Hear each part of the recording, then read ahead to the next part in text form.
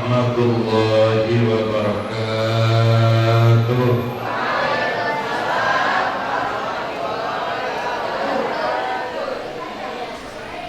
Bismillahirrahmanirrahim.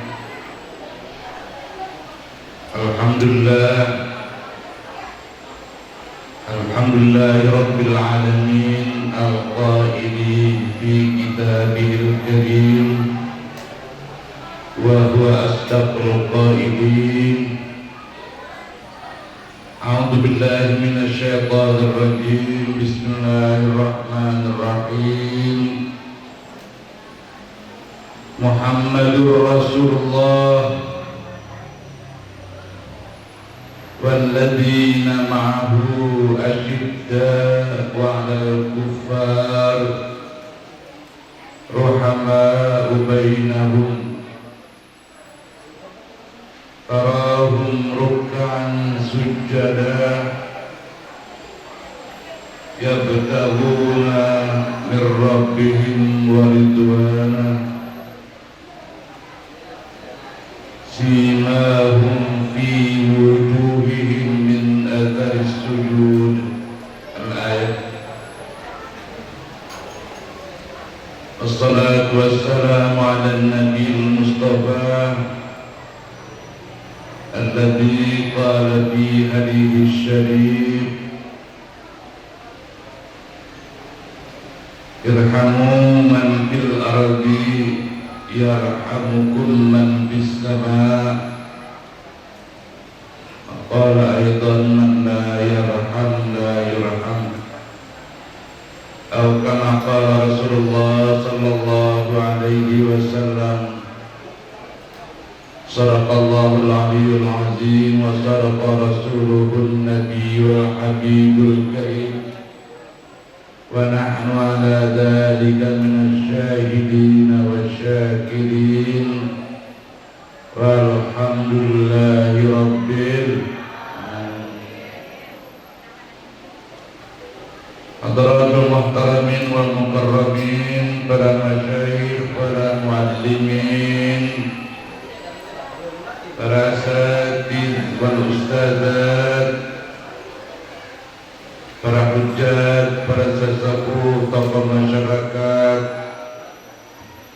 wa min qaddimatihim. Sini ada Ustaz Haji Abdul Wadud yang baru saja menyampaikan pembacaan zikir tahlil. Sudah datang kita ini dari Mesir ini. Ustaz Haji di depan pakai Budin yang alhamdulillah bisa bergabung bersama kita, dan mudah-mudahan akan menambah keberkahan acara kita. Amin ya rabbal alamin. Para bapak ibu sekalian, hadirin hadirat jamaah haflah zikra Maulidur Rasul sallallahu alaihi wasallam, mudah-mudahan kita semua senantiasa dirahmati, diberkahi, diridhai oleh Allah Subhanahu wa ta'ala. Amin ya rabbal alamin. Pertama-tama saya mohon maaf minta acara lebih dulu. Sebenarnya kondisi saya belum recovery, belum sehat betul. Penyakitnya cuma satu, udah kecapean, fisik udah senja, dari mobil udah tua dibawa ngebut. Ini yang kadang-kadang rontok, ban-bannya rontok. Malam saja saya ada acara dua, ada ke Cikarang, Pekayon, dan bagi dua ada Iman Pekayon, mantu saya Ahmad Haitami ke Cikarang. Mereka senang juga walaupun saya nggak hadir, ada yang membadari. Ini pun kalau jauh saya mau badari, tapi dekat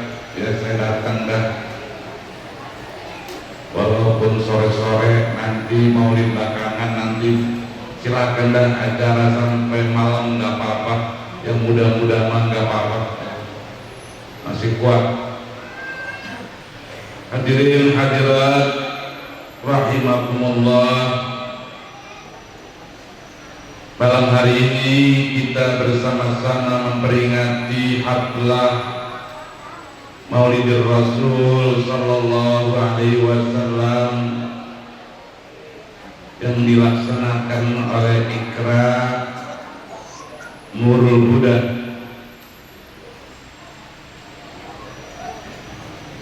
Mudah-mudahan dengan peringatan Maulid pada malam hari ini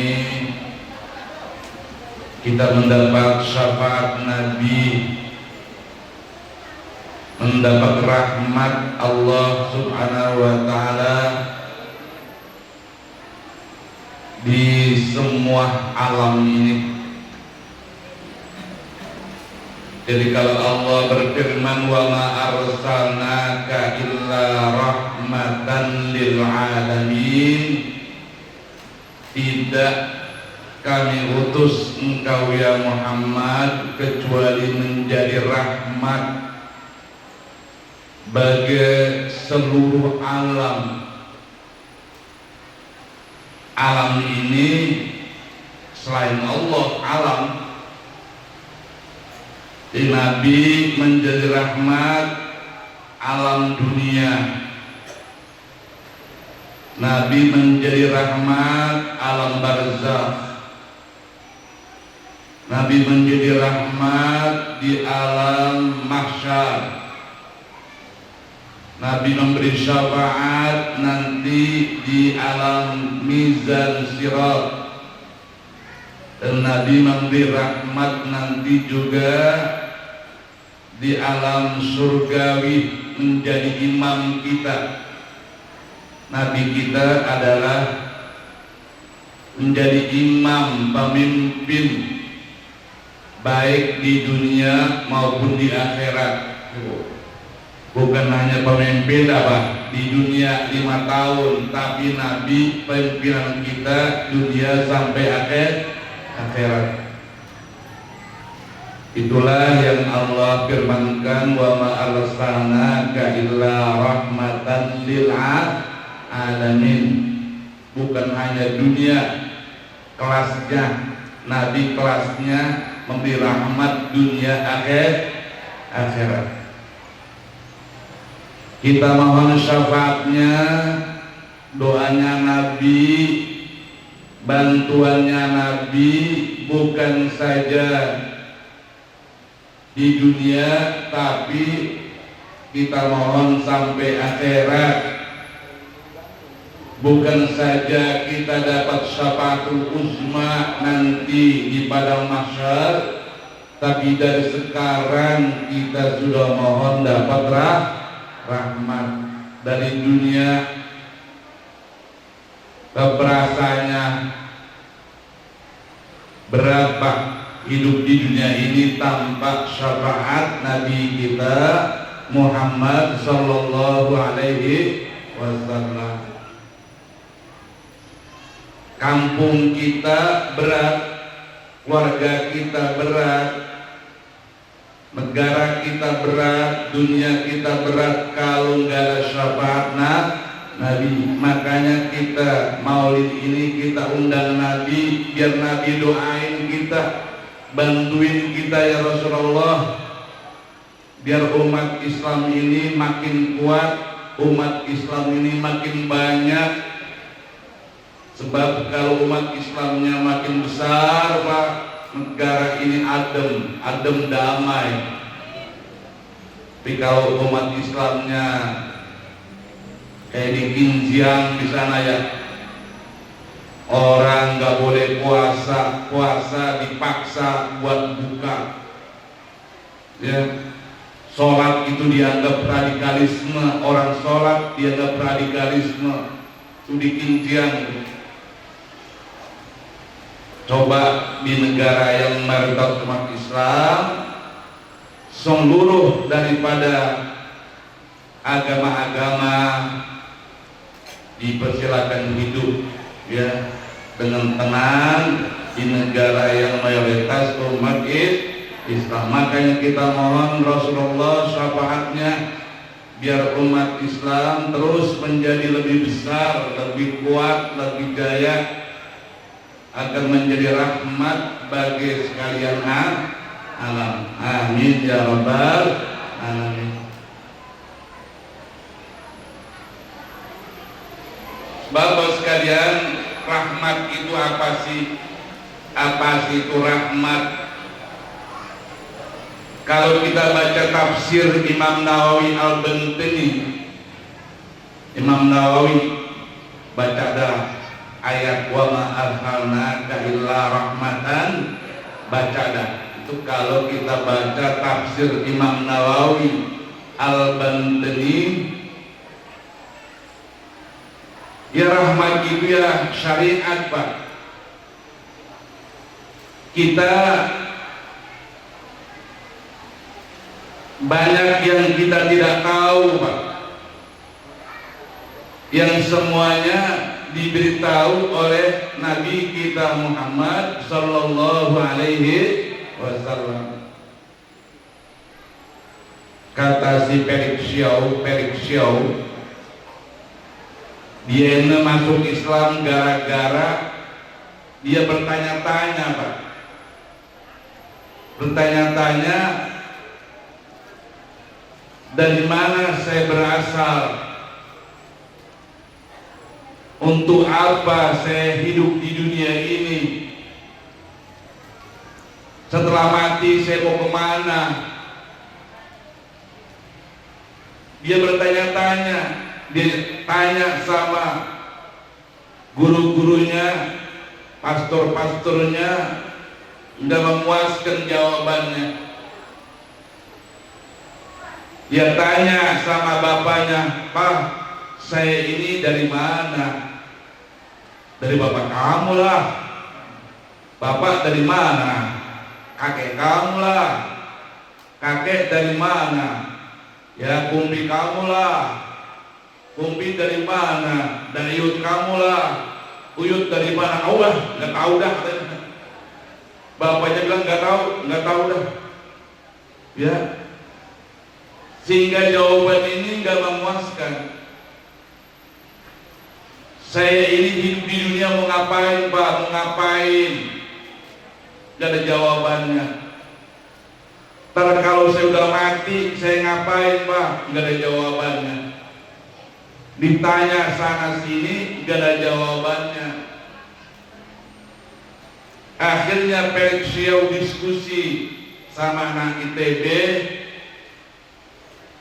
ya, anak IPB maka dari sanalah beliau mulai tahu. Anak IPB tahunya dari mana? Dari ulama. Ulama tahunya dari mana? Dari ulama lagi. Sampai ulama tahunya dari mana? Dari Nabi kita Muhammad Sallallahu Alaihi Wasallam. Jadi kita ini dari mana Bu? Ya dari Nabi Adam alaihi salam. Ujungnya Nabi Adam alaihi salam. Dari Nabi Adam diciptakanlah Siti Hawa. Kerjasama Nabi Adam Siti Hawa lahirlah uyut-uyut kita sampai ke bapak kita, sampai ke kita. Alhamdulillah. Jadi jawabannya itu jelas. Kemudian saya ngapain di dunia, Pak? Mau ngapain Pak? Dalam Al-Quran jelas, wa ma khalaqtul jinna wal insa illa liya'budun. Jadi kami diciptakan jin dan manusia di dunia ini untuk ibadah, untuk ibadah kita. Baik ibadah mahdhah yang sudah diatur, sholat, puasa, itu ibadah, maupun ibadah ghairi mahdhah, bapaknya Ustaz Wadud bikin dodol, ya nggak? Bisa ngidupin dirinya, ngidupin anak-anaknya, nyokolain anaknya, ya. Itu juga namanya ibadah ghairu mahdhah. Asal terwadud jangan nanti dicurangin, jangan dikurangin, ya. Jangan nanti umpamanya korupsi, jangan, jauh dah ya, jauh. Jadi Bapak sekalian, baik di dunia kita ini ibadah mahdhah maupun ibadah ghairu mahdhah. Tuh anak pelajar, ibadah ghairu mahdhahnya ngapain? Belajar,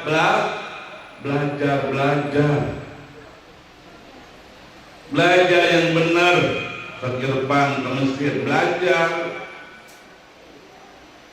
biar dapat ilmu yang bermanfaat. Asalkan belajarnya jangan nyontek. Nih anak-anak jangan apa? Jangan nyontek. Ya, tuh nyontek sama saja dengan korupsi itu. Jadi kalau dibiasain nyontek, ntar lama-lama jadi korupsi tuh. Cikal bakalnya.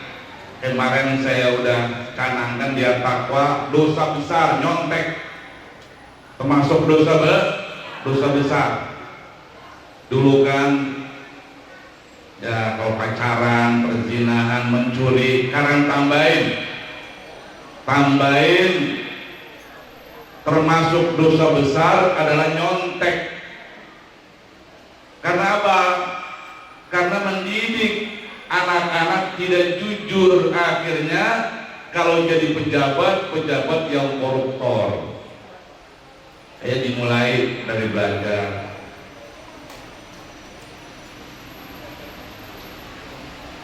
Termasuk kemarin dosa besar membuli. Banyak banget nih wali santri datang ke saya, anaknya gak betah, dibully sama abang-abangnya. Kalau kita mau dizolimi, dikata-katain, dibully, ya. Kayak termasuk sekarang dosa besar, nggak boleh ada yang membuli. Semua kita adalah ciptaan Allah.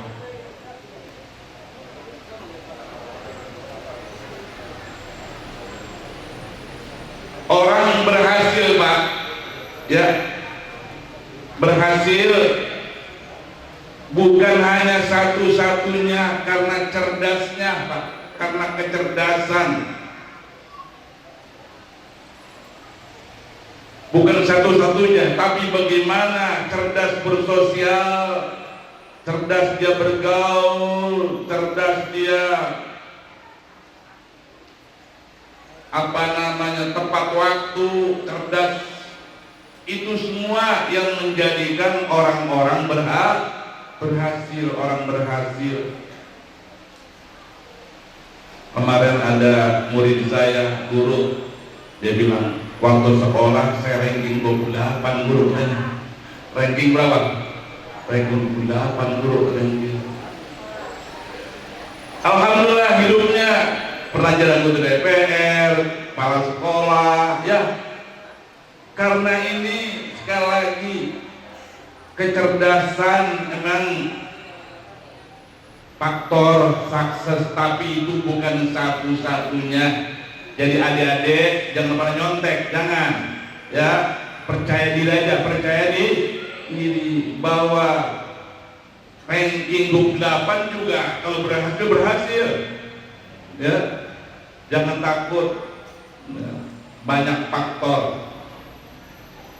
Maka dilatih organisasi, ya, biarin pada kalian nanti cerdas. Hadirin rahimakumullah, Allah berfirman dalam ayatnya, Muhammadur Rasulullah, Nabi Muhammad adalah Rasulullah. Allahumma sholli wa sallim wa barik alaihi. Karena beliau sebagai utusan Allah, wajar kalau beliau itu diberikan oleh Allah kesempurnaan. Ya, mengapa beliau sempurna? Yang ada yang nulis tentang Abu Qaryatu Muhammad, kejeniusan Nabi Muhammad. Mengapa beliau jenius? Ya, karena beliau adalah utusan Allah. Nggak mungkin utusan Allah bego nanti. Ya. Jadi yang paling pertama, beliau adalah Rasulullah. Karena Rasulullah, lalu diberikanlah sifat-sifat kesempurnaan. Itu mah penunjang. Tapi yang paling penting, beliau adalah Rasulullah. Allahumma sholli wa sallim wa barik alaihi. Ya. Sebab beginilah, kita ini zaman sekarang membingungkan Pak, ya. Makanya udah ikutin aja Pak Kiai dah, ikutin Pak Kiai, apa kata Pak Kiai ikutin, biar nggak bingung, hidup nggak bingung. Beliau itu orang yang sangat marah Pak, marah kalau Nabi Muhammad itu dibanding-bandingkan, ya, dengan mau cetung, dengan karam marak, dengan apa dibanding-banding. Nabi Muhammad dibanding-banding dengan yang lain, walaupun beliau paling baik, tapi kesimpulannya Nabi itu manusia biasa, beda dikit aja lebih baik. Jadi kalau Pak Kiai itu marah, jangan dibanding-banding. Nabi Muhammad juga boleh dibanding, nggak boleh nggak boleh dibanding. Beliau adalah pemimpin dunia akhirat, lebih bagus dari makhluk manapun, lebih baik dari malaikat. Jadi Nabi Muhammad itu bukan hanya lebih baik daripada apa? Daripada manusia, lebih baik dari malaikat. Pokoknya makhluk yang terbaik adalah Nabi kita Muhammad sallallahu alaihi wasallam. Apa buktinya? Ketika Nabi Isra Mi'raj, Nabi mau ke Arsy, ke kursinya Allah, malaikat bilang, ya Rasulullah, saya mah cuma sambil di sini doang.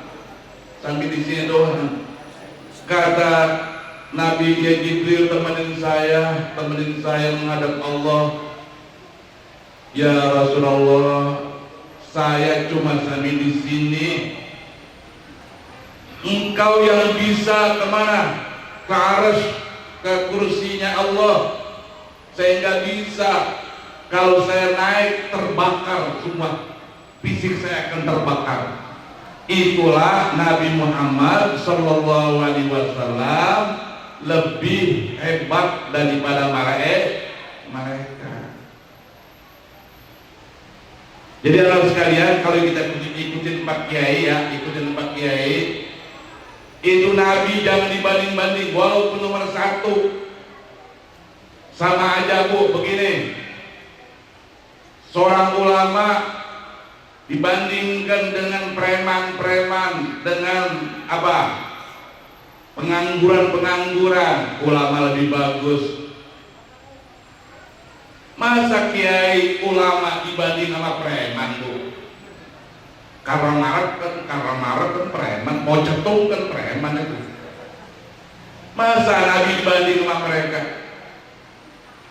Nabi itu kelasnya malaikat aja lebih tinggi Nabi kita Muhammad sallallahu alaihi wasallam.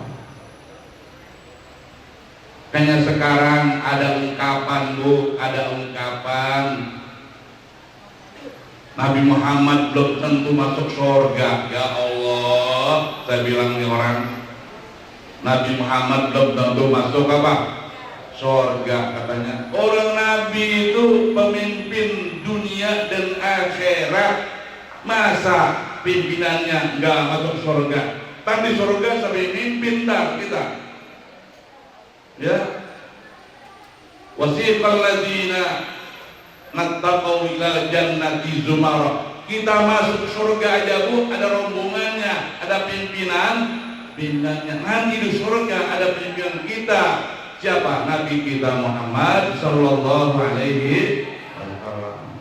Hanya beliau mengatakan, saya masuk surga bukan karena amalan saya, tetapi karena rahmat Allah. Bukan berarti Nabi belum tentu masuk surga. Nabi tidak masuk surga dengan amalnya, tetapi dengan rahmat Allah. Makanya ibu-ibu sekalian nih, anak-anak nih, ini penting maulid, penting ngaji, kita cari ilmu penting. Mengapa? Buat dapat rahmat Allah. Ya, kita masuk surga pertama dengan iman kita, yang kedua dengan amal soleh. Nah yang ketiga ini Bu, ini kita sedang mencari rahmat Allah.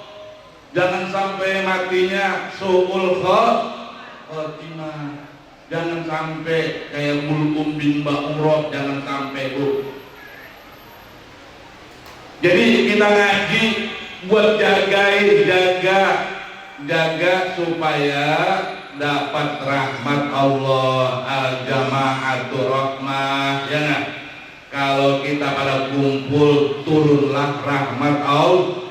Kumpul sekarang di masjid maulid ini mengundang rahmat Allah. Inilah faktor yang ketiga yang membawa kita ke surga. Jadi sekalian, Nabi Muhammad itu Rasulullah, karena Rasulullah pantas dilengkapi dengan kelengkapan dalam segi apa saja. Nabi paling hebat, Nabi nomor 1, ya, dalam segi ilmu, dalam segi umpamanya kecerdasan, kejeniusannya, dalam segi mimpin pemerintahan, dalam segi peperangan, semuanya Nabi nomor 1. Nabi nomor 1 bukan hanya di dunia, tapi di dunia dan akhirat. Ya. Nah, sekarang kita ini pengikutnya. Walladzina ma'hu asyidda'u 'alal kufar. Ini ngomong Allah Bu, bukan saya. Saya menyampaikan doang. Bukan saya lagi kampanye. Saya kampanye agama aja dah. Kampanye apa? Kampanye agama, biar pada ibu ngerti agama. Ya. Orang-orang yang bersama Nabi, yang nanti di surga bersama Nabi kita Muhammad sallallahu alaihi wasallam, asyidda wa 'alal kufar, sangat keras tegas terhadap orang kafir, ruhama bainahum, saling sayang menyayangi di antara sesama muslim, sesama mereka muslim. Jadi Bu, orang yang akan bersama Nabi nanti, dia tegas kepada orang kafir.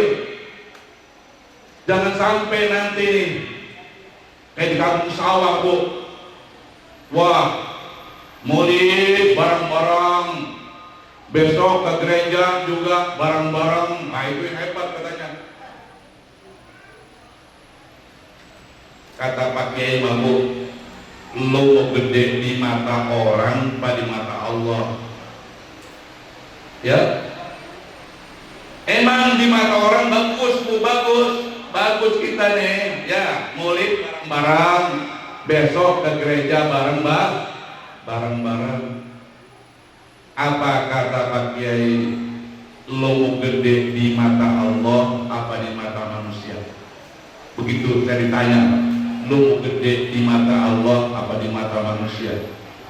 Kalau bisa bang dua-duanya, ya bagus. Seandainya kayak begitu tuh, harus pilih, ya. Bagaimana? Apa bagus di mata Allah apa di mata manusia? Di mata Allah. Dalam doa ulama, ya Allah jadikanlah saya di mata manusia kecil, tapi di mata Allah besar. Biarinlah kecil di mata Allah, di mata manusia. Kayak Uwais Al-Qarni itu rumahnya gubuk di pinggir kali, tukang ngembala kambing, ya enggak? Tapi beliau orang besar, minta istighfar kalau ketemu beliau. Itu beliau kecil di mata manusia, besar di mata Allah. Makanya belum diikutin, makanya kamu udah bingung, kita bingung. Ya, untung ada ikutan kita. Jadi ibu sekalian, ini kita kan dibalik bu, sama Islam pada saling gede banget, sama kafir, oh udah. Ini ngomong Allah nih, kalau yang dengerin ada yang dengerin. Ini saya nyampain firman Allah, mau diprotes sama Allah, sana protes, ya. Tarahum rukan sujada, kamu lihat mereka selalu rajin ruku sujud, ya, ruku dan sujud. Ini ciri orang yang bersama Nabi. Kamu lihat orang yang rajin apa? Ruku dan sujud, rajin ibadah. Sebab apa bu? Allah berfirman dalam ayatnya, walaqad katabna bizzaburi min ba'di dzikri annal arda yarithuha ibadiyas salihun. Udah kami catat di kitab Zabur. Zabur itu mewakili kitab samawi, ya di Quran, ya di Taurat, ya di Injil, ya di Suhuf Ibrahim wa Musa, ya di Suhuf min ba'di zikri, juga ditulis di Lauhil Mahfuz. Ba'di zikri itu di Lauhil Mahfuz. Annal ardu yarithuha, bahwasanya bumi ini diwariskan kepada orang-orang soleh, orang-orang soleh. Jadi bu, mengapa ini kadang-kadang kok kita belum dapat, belum soleh? Solehnya apa? Tebeng-tebeng. Solehnya kalah-kalah begitu bu, belum dalam, makanya kita ini belum dapat. Tapi ini firman Allah, bukan ayatnya salah, bukan bu, kitanya yang belum apa? Yang belum soleh, kitanya yang belum soleh. Jadi bapak-bapak kalau pengen senang dunia akhirat, ya jadilah orang yang soleh. Hanya ulama berbeda pendapat bu. Kata imam kita, Imam Syafi'i, ya memang Allah berikan pada orang soleh, cuma katanya usaha dulu. Itu kalau menurut Imam apa? Syafi'i.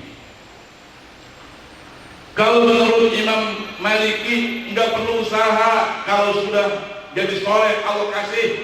Allah apa? Kasih. Jadi kalau Imam Syafi'i kudu usaha.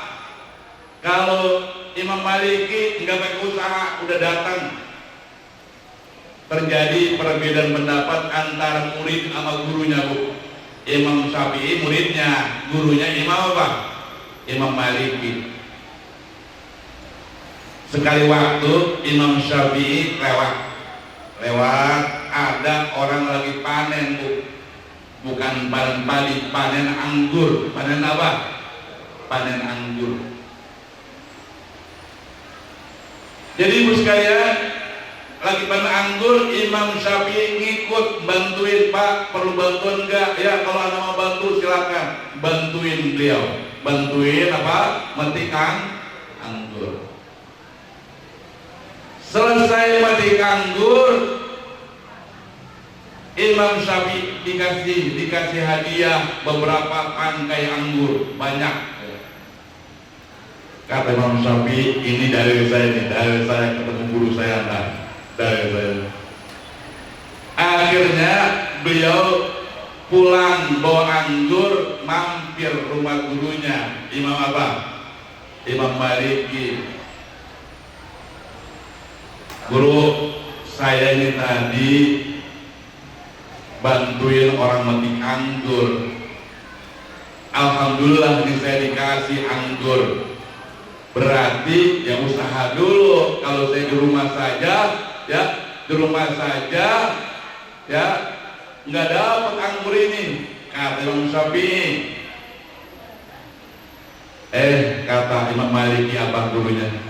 Anak dari tadi nggak mana-mana, di rumah aja. Tahu-tahu anggur datang, Pak. Kan Imam Syafi'i bawa apa? Bawa anggur ke rumah gurunya. Saya nggak ngapa-ngapain, datang anggur. Begitu.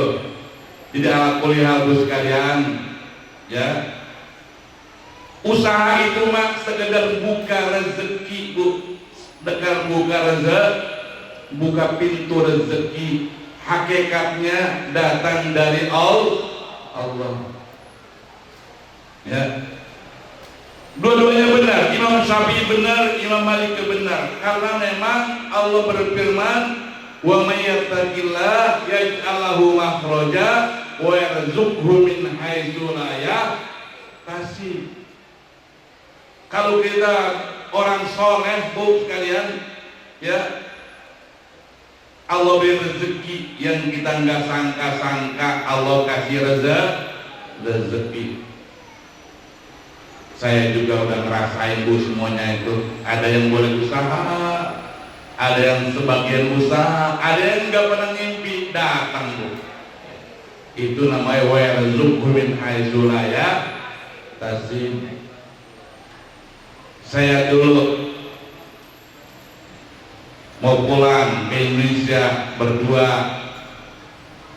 bilang sama orang tua saya minta pulang, ya, minta kirimin duit buat apa?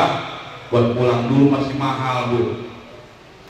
Jadi kira-kira kalau mau pulang berdua bisa $2.000 dan karena dengan ya oleh-olehnya dan $2.000 dulu masih mahal. Jadi Bu sekalian, surat saya datang pakai buka, pakai baca di surat. Ya, nih bocah minta pulang, duit kagak ada, ya enggak?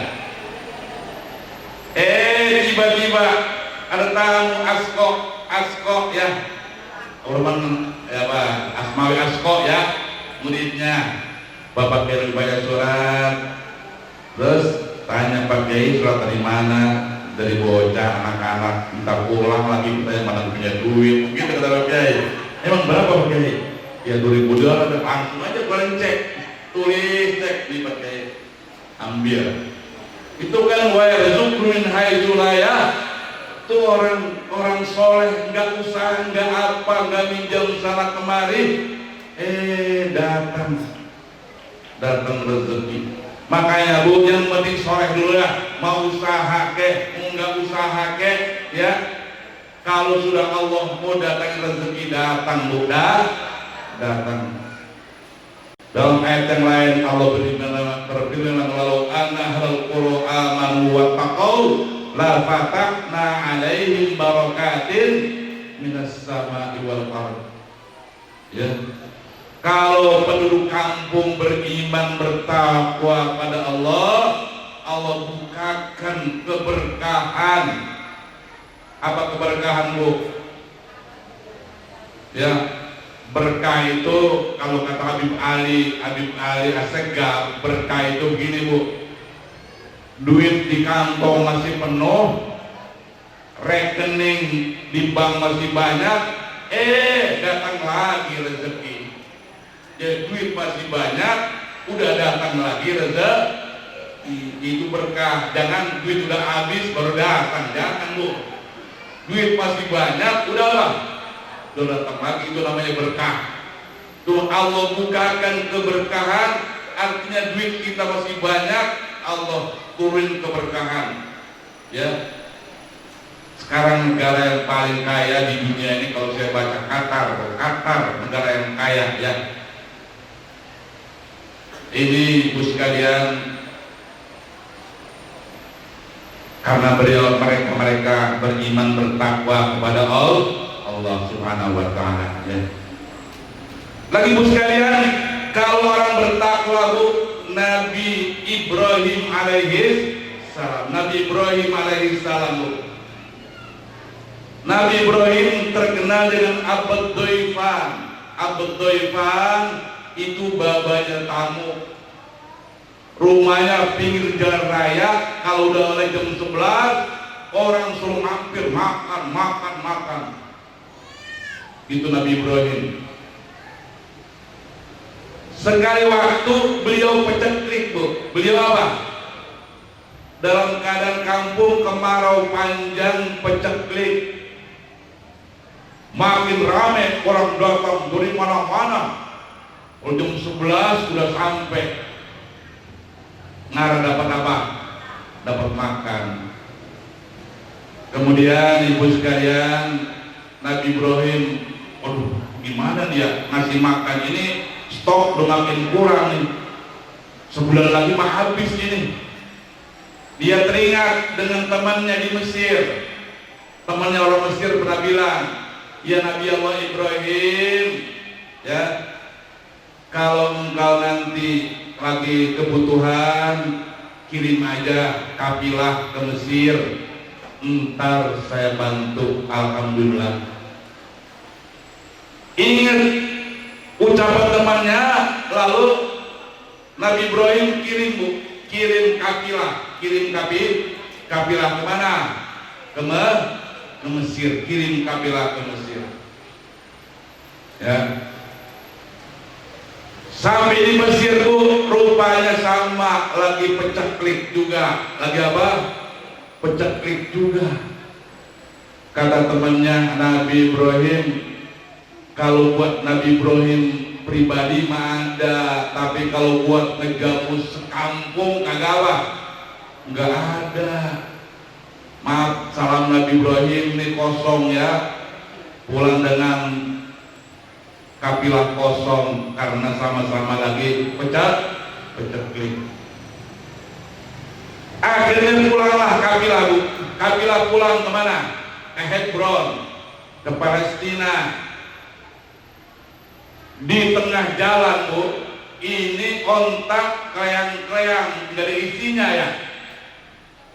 Yang ada apa di padang pasir? Batu. Yang ada apa? Batu-batu gede, batu padang pasir gede-gede. Kata kafilah, daripada ontak ini pada entengan, saya isin aja apa? Mau batu besar. Sampai ke Mesir malam, sampai ke Hebron malam, masuk ke gudang, masuk ke gudang. Akhirnya kepala kafilah bilang, ya Nabi Allah Ibrahim, teman kamu juga sama, lagi peceklik, sama-sama peceklik, ya. Jadi nggak bisa ngirim apa-apa. Kemudian Bapak Ibu sekalian, apa yang terjadi? Pagi-pagi Bu, pagi-pagi ini Siti Sarah lihat Nabi Ibrahim lagi tidur, kepusingan Bu, tidur pusing. Saya juga kadang-kadang pusing, saya tidur aja dah. Pusing, beliau lagi pusing. Tidur besok gimana, orang pernah datang ngasih makan apa, gitu ya. Lagi pusing. Siti Sarah ngeliat lakinya lagi pusing. Siti Sarah itu wanita cantik luar biasa, makanya turunnya Nabi Yusuf ya emang cantik. Jadi Siti Sarah lihat Nabi Ibrahim jam 3 masih tidur, pusing kepusingan bu, dia masuk aja ke gudang. Wah, dia pikir ini kiriman dari Mesir udah datang nih. Udah apa? Udah datang. Padahal apa bu? Batu isinya. Langsung oleh Siti Sarah dibuka aja karung bu. Ternyata batu-batu tadi sudah berubah menjadi gandum nomor 1. Tadinya batu, tapi apa? Gandum nomor 1 yang kualitasnya hebat banget. Lalu Siti Sarah ambil aja tuh gandumnya, lah batu, gandum oleh Allah dirubah menjadi apa? Menjadi gandum. Allah Maha Kuasa. Allah Maha Kuasa. Batu bisa jadi gandum, dimasak, pas matang tuh bau roti lebar ya. Nabi Ibrahim mendusin, nah ini ada suara, ada bau roti enak banget ya, dari mana nih ya? Padahal gandum udah nggak ada, udah habis, yang ada kemarin batu yang dikirim.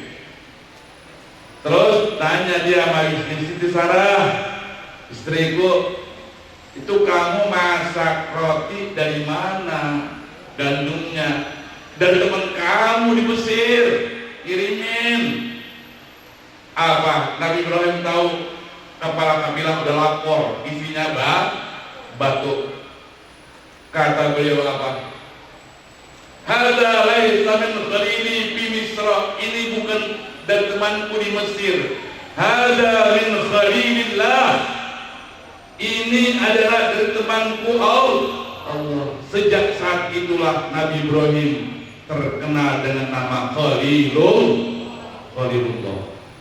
Ya, jadi bu, bayangin batu bisa berubah jadi apa? Gandum. Itu orang yang bertakwa kepada Allah. Waktu Pak Kiai perang dulu ke Jogja bu, dia jalan kaki ke Jogja 1 bulan. Emang ada pernah dikasih makan oleh nenek-nenek, tapi yang sering bu, yang sering itu nggak ada warung, nggak ada apa-apa. Tuh pasir bu bisa jadi nasi kebuli bu. Pasir bisa jadi nasi apa? Kebuli yang enak banget. Padahal pasir. Tuh kalau orang pernah tahu bang kedoyan dia katanya. Jadi ibu sekalian bayangin, Allah bisa merubah pasir tadi menjadi nasi apa? Nasi kebuli. Masya Allah. Ketika Nabi Muhammad ke Taif, ya saya ke Taif bu, itu Nabi Muhammad ke Taif disambitin dan dikasih makan orang Taif. Di tengah padang pasir Nabi ketemu buah kaktus, pohon duri hutan bu ya, kaktus daunnya lebar-lebar gitu bu. Itu buah kaktus adanya di apa? Adanya itu di duri-duri tadi, tumbuh buah kaktus. Buah kaktus ini bu, kontak gak doyan, mabok. Tapi kata Nabi Allah, saya berjuang untuk engkau ya Allah, ya tolonglah kami ya Allah. Akhirnya bu, buah kaktus, buah yang mabok, buah yang apa? Mabok, dimakan oleh Nabi Muhammad menjadi buah yang sangat enak. Itulah yang namanya buah barsumi. Buah apa? Barsumi. Ini nanti ini di depan ya, ditanya buah barsumi. Itu dulunya buah itu mabok, tapi dengan doa Nabi, disentuh Nabi, maka buah barsumi menjadi buah yang sangat enak. Kalau saya ke Taif, saya lihat buahnya merah-merah, sekarang tuh jadi merah-merah. Ya Allah. Makanya itulah mukjizat Nabi. Jadi mukjizat yang sekarang masih abadi Bu, masih abadi ya. Pertama Al-Quran, pertama Al-Quran. Kedua air Zam-Zam. Air Zam-Zam itu mukjizat yang abadi. Hanya mukjizatnya Nabi Ismail. Apalagi buah barsumi itu juga buah mukjizat. Ada lagi buah daun daripada pohon apa? Pontin itu daunnya itu pernah dipakai nutupin auratnya Nabi Ibrahim ketika telanjang di sorga. Itu Nabi Ibrahim. Waraqis syajar itu adalah ulama menafsirkan adalah daun-daun buah tin. Buah apa? Tin. Ya. Jadi kesimpulannya Ibu sekalian, ini semua saya berharap jadilah orang yang soleh. Kalau pengen apa? Pengen senang dunia akhirat ya. Adapun usaha kita, usaha wajib itu cuma buka pintu aja, buka pintu. Hakikatnya dari Allah. Hakikatnya dari Allah. Nah, Bapak sekalian, barangkali itu saja yang saya sampaikan ya di Murid, masih ada lagi baliknya. Saya tidak bisa selesai sampai akhir. Saya biar masih pemulihan, istirahat ya, karena memang nggak benar libur. Gak ada liburnya minggu, ayo terus. Minggu, Senin, Selasa, Rabu, Kamis, Jumat, Sabtu, Minggu, begitu aja dah. Kecuali dia udah joprak baru orang paham tuh. Makanya ketika Pak Kiai Noel juga bilang, orang kalau gua masih sehat nggak ngerti dia, kalau gua udah joprak baru ngerti dia. Ya, saya juga ngerasa itu kalau udah joprak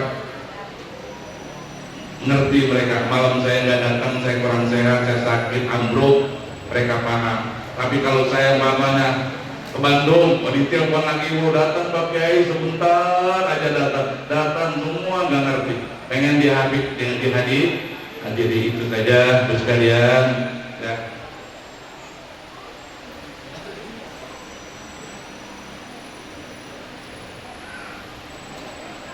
Mudah-mudahan acara kita dirahmati, diberkahi, diridhoi Allah Subhanahu wa taala.